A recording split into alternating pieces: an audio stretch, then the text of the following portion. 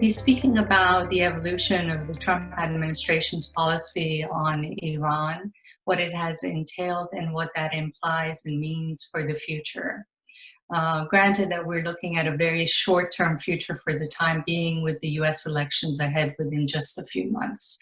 Having said that, if I may, I want to take you back to August 2018, just 2 years ago, when the US State Department decided to launch the Iran Action Group, after which Mr. Brian Hook joined the department and the center as the special representative on Iran. This initiative came about shortly after President Donald Trump decided to withdraw the United States from the Joint Plan of Action, or the Iran nuclear deal, back in May 2018. By August 2018, the administration had decided to initiate a maximum pressure policy on Iran, designed to bring Iran back to the negotiating table to renegotiate a new nuclear deal, which would also curtail Iran's regional behavior or policies, as well as its ballistic missile program and its nuclear program, obviously. Within 2 years of that period, Iran itself launched a maximum resistance policy, a so-called maximum resistance policy, designed to ensure that President Trump's maximum pressure policy would not bring Iran down to its knees. We are where we are today, with Iran still not down on its knees, although economically speaking, the country is suffering, like so many, as a result of COVID-19, but not just because of that, but also because of sanctions. But at the same time, it doesn't appear that the maximum pressure policy designed by President Trump and his team has necessarily yielded the results that it had intended. Iran has made it very clear that it has no intention to negotiate with the United States. Iran internally understands that the JCPOA is by and large a dead deal, and it is only remaining a party to segments and remnants, so to say, of the JCPOA, to the extent that it enables Tehran to negotiate new paths of discussions and opportunities with other parties to the JCPOA who want to at least salvage a portion of the deal in order to keep Iran engaged. Now, back to the United States and President Trump. He has always intended to engage with Iran. I don't personally believe that a military option was ever considered in any real way by the Trump administration. From the beginning, his administration had intended to find new pathways with the Islamic Republic of Iran. Having said that, that did not transpire. And it begs the question of where we stand now. Where we stand now is the United States considerably weaker, economically speaking, itself as a result of a pandemic, and also considerably weaker in its ability to realign the policies of its allies and partners globally in order to develop a cohesive Iran policy. As we know, within days, it is possible that the United States will forward a draft resolution designed to extend part of the JCPOA agreement that would essentially continue to control Iran's ability to purchase arms from international markets. This extension will extend essentially UN arms embargo on Iran.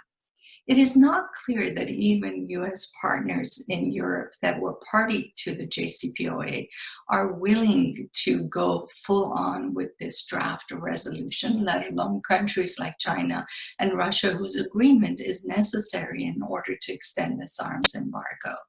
And if that is the case, it is plausible that a milder resolution might be renegotiated But what that means is that just a few months short of the US presidential elections, President Trump himself is finding himself being increasingly isolated, and I would say strategically lonely in advancing a maximum pressure policy on Iran.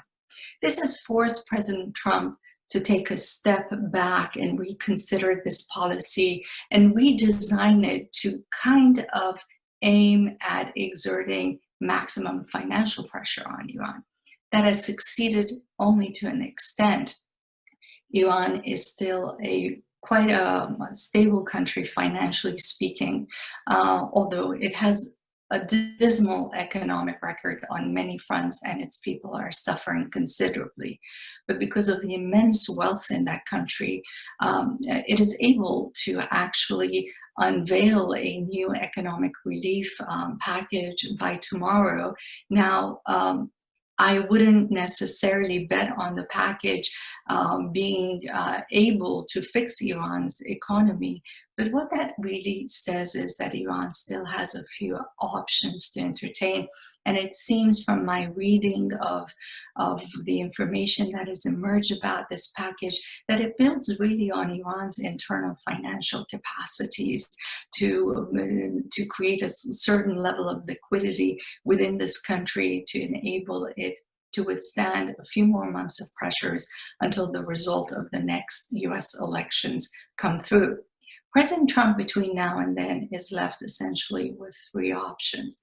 There's always a military option that the United States has kept on the table, but it doesn't seem to me that President Trump has at any point wanted to be a wartime president. Israel is a factor in its security, and as we know, there are increased levels of tensions between Israel and Tehran. And while the Trump administration has always supported Israel, it is clear that Israel is unable to fight a war with Iran without the United States on board. And if the United States is unwilling to fight that war for Israel, as US interests must at all times come first, then the military option is questionable, especially given the short period of time from now to the US presidential elections within a few months. The next option is to essentially find ways to negotiate with Iran. And that takes us back to where Iran and the United States were in 2012, 2013, before the JCPOA negotiations started. History tells us that at that time, the hardliners were still in power. And while they were in favor of negotiating with the United States, they were not necessarily in favor of negotiating a nuclear deal with the United States. So back to circle one, we may find ourselves whether President Trump remains in office or whether he leaves and a future President Biden takes office, that the United States of America is back where it was in 2012, with a determined group of hardliners in Iran, perhaps willing to speak to the United States and negotiate with the United States at some level, but in no uncertain terms. Iran has made it clear that that will not include curtailing parts of its nuclear program or its defense and offense military capabilities. With that said, the United States has the option of extending the dialogue to Iran's neighbors who more or less do not wish to have a direct military conflict in the region with Iran, or with other countries like Russia, China, Germany, France, the United Kingdom, who were parties to the JCPOA, to explore ways to renegotiate with Iran. President Trump's cards are more limited. The fact that Mr. Elliott Abrams immediately replaced Mr. Brian Hooks, though Mr. Abrams is very busy as a representative for Venezuela, a country that the United States is still scrambling to figure out what to do about, indicates that the Trump administration is strategically lonely and doesn't have many people to carry out what President Trump intends to do in the next few months with Iran. So I think with those words, it is best to sit tight, for us as analysts, for Iran's neighbors, for Iran itself, for Washington, for the United States, and that the tide carry us through the elections in the United States so that we know where we stand within a few months and where our policies as Americans will take us towards Iran. Thank you very much.